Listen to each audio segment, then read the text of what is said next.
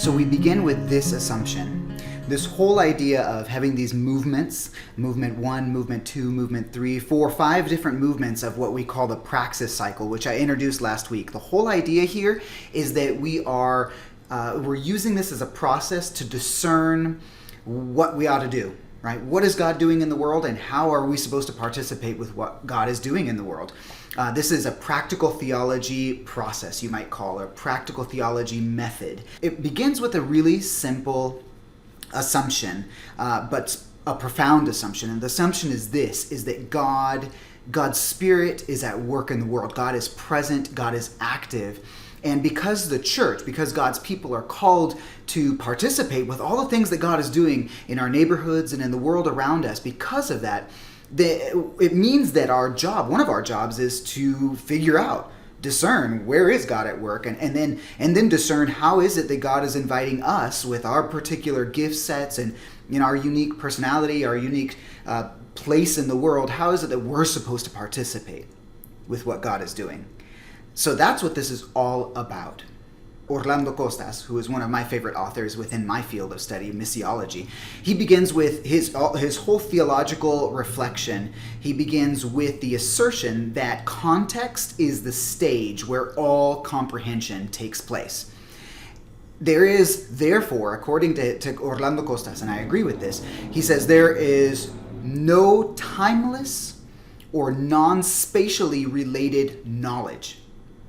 In other words, we all carry baggage into our interpretations. We all carry baggage into our quest for knowledge. The idea here is that humans are irrevocably historical. We are conditioned by time, by place, by space.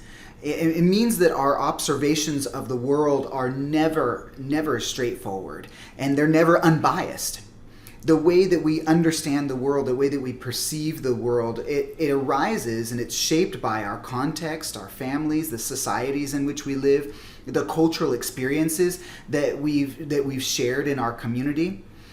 Even the way that we read the Bible it's never unbiased, right? We're always coming to it with an orientation. It means that we need to be continuously reflecting on our situation. One philosopher, a guy named Paulo Freire from Brazil, he put it like this. He said that the praxis is really about cycles of reflection and action upon the world in order to transform it. And really, in many ways, the importance of praxis can be, in many ways, at least within Western philosophy, it can be traced back to Karl Marx.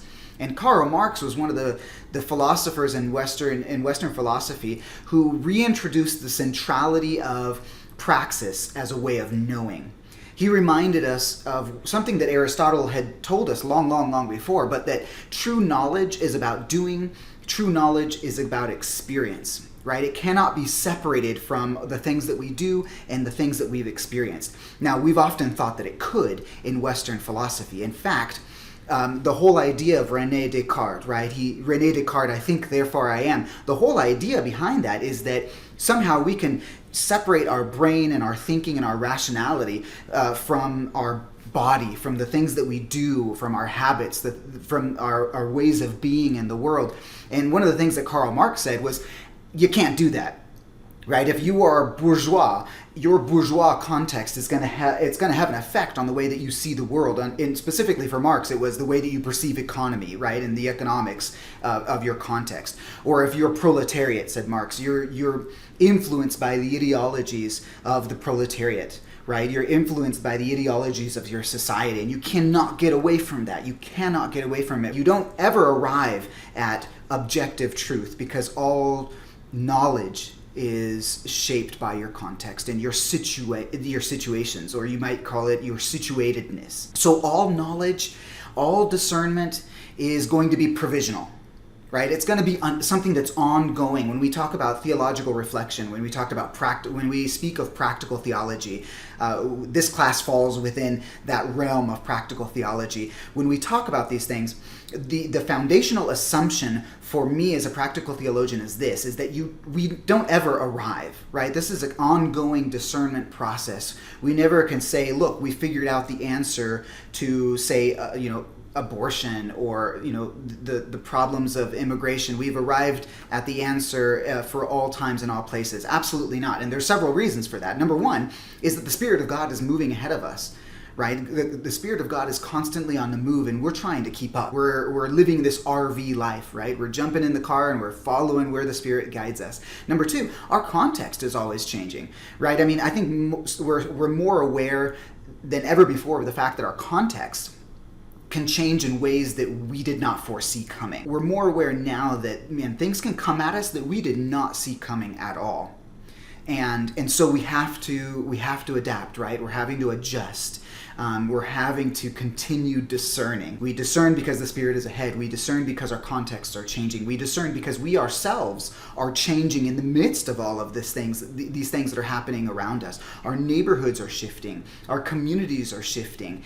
And because of all of that, these processes are ongoing. So when I talk about 5 movements, right? I've talked about these 5 movements, and I'll go over them again in a second. But when we talk about the 5 movements, they do not end. They are cycles. The 5 movements may be understood as 5 different stories that we continue to revisit, 5 different questions that we continue to revisit. Movement 1 it's all about naming and describing current praxis, right? What is it that we're doing right now with regard to our church life? And it doesn't have to be with regard to church. It can be an individual question as well. What is it that I'm doing right now with regard to the question of immigration, with regard to the question of premarital sex? What is it that I'm doing right now with regard to it? The reason that it's important to start with movement 1 is that movement 1 is about growing in awareness that we're all beginning with a set of experiences, right? That none of us is engaging this question, this topic with an empty slate. We've heard things. We have stories that are informing our imagination,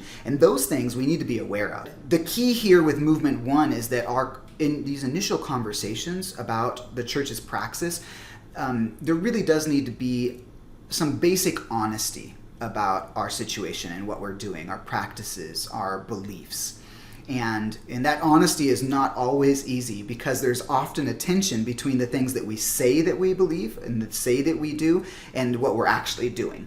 And so part of what movement 1 is doing is it's creating, sometimes it draws attention to that tension, right? I say I do this thing. I say I'm a really generous person, but actually when you look at what I'm actually doing, maybe I'm not giving like I should, right? I say that I care about immigrants and that I care about immigration, but when you actually look at what I'm doing, on a monthly, weekly basis, it shows that I really don't care that much, right? So movement 1 is about honesty. It's about an honest assessment of where I am in this time and this place with regard to my beliefs and my practices, my situation. But now we're moving on to movement 2. And movement 2 is about analyzing praxis, seeking to understand. So we're analyzing that our reflection, our practices, our action, that thing we call praxis. We're analyzing our praxis, and we're seeking to understand all of the influences and the consequences. And we're using resources from our culture, right? This involves using things like social sciences, history, humanities, philosophy, whatever access we have to these different disciplines that help us understand why we do the things that we do. Over the next couple of weeks, we're going to be looking at movement 3. And movement 3 is about studying and reflecting on scripture, on theology, on Christian history, because we believe as God's people that scripture is uniquely authoritative for God's people, for faith communities.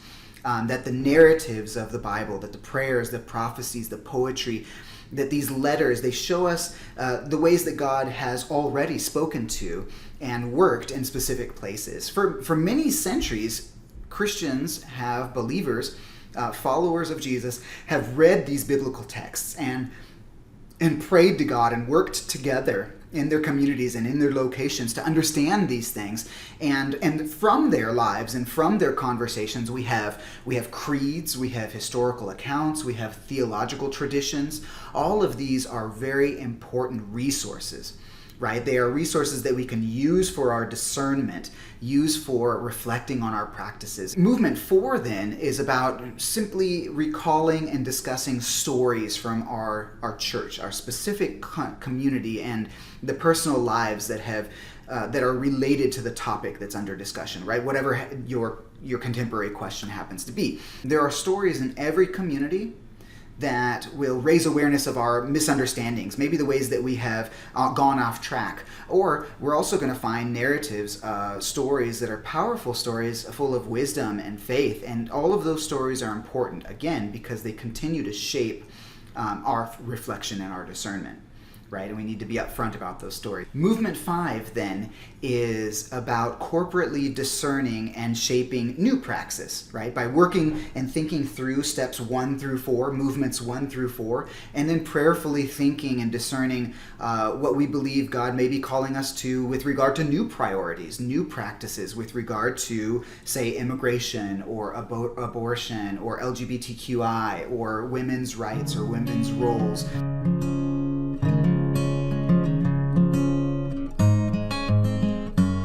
The second movement really is about gaining awareness by using dialogue, right? It's about going to the roots of our beliefs and our emotions, our desires, and the reasons why we think the way that we do. So in movement 1, they've told you certain things. You've asked each other, you've asked the congregation that you're using as your case study, tell me about your contemporary question. Tell me about your experiences with this. And now movement 2 then is about why, right? Let's go to the roots of why are you doing the things that you do? Why do you believe the things that you believe with regard to abortion, for example? So with this in mind then, movement 2 or step 2 is about exploring cultural habits, forces, narratives that have shaped our narratives as individuals, as a community. Awareness of the shaping forces behind our narratives, this deepening awareness is an essential step for engaging any kind of discernment process. We have to foster what many have called a critical awareness, right? A critical awareness of our context and how these contexts, our situations, have shaped us and have shaped our, what Charles Taylor calls, underlying social imaginaries. He's an American philosopher. This consciousness, this growing awareness about ourselves, about our situation, right? It contributes to the possibility, this is key, it contributes to the possibility that we can act as creative subjects instead of just objects. And what I mean here is that as we become aware of the formative narratives, of those habits that are shaping us, we become more capable of building on the strengths and finding alternatives to our weaknesses. And we need that critical awareness, he says, because it's only through that critical awareness, says Paulo Freire, that people can choose to act differently. Otherwise, we just become slaves of the way that the world around us does things. Unless we start thinking critically about why is it that they're doing things like that, and do we really want to follow our community, our neighbors, in the way that they're actually acting with regard to this? So we have to ask questions like, what forces have shaped my perspectives and my worldviews? Right? What forces have shaped my society and my culture? And there are a number of ways that we can go about this deepening critical awareness. We can do it by seeking to understand each other's cultures, because in your team, keep in mind, you have wonderful riches of stories and multiple contexts right there within your team. So in your team, you have 3 people who are coming from different cultures, different churches, different communities, and then just asking each other can become a way of us realizing like, oh, that's interesting. I never thought about someone thinking about this topic differently than myself. And all of a sudden the difference helps you grow awareness, right? You notice somebody's thinking about something different, and then you yourself grow in awareness, attentiveness to your situation. Churches can also, and communities, and in what I'm asking you to do for this project is that you can also grow in awareness and deepen understanding of your own cultural narratives or the cultural narratives that are shaping your case study community, your church, by engaging things like movies or novels or poetries. You can visit museums, cultural sites. You can look at websites, resources that help explain and study and reflect on the church's life and context and situation. This analysis in Movement 2 is incredibly deep, and there can be books and books written about your church and your church's, the church that you're looking at as a case study. So I know that you won't be able to do everything, but I am asking you to dive into the complexities of this analysis.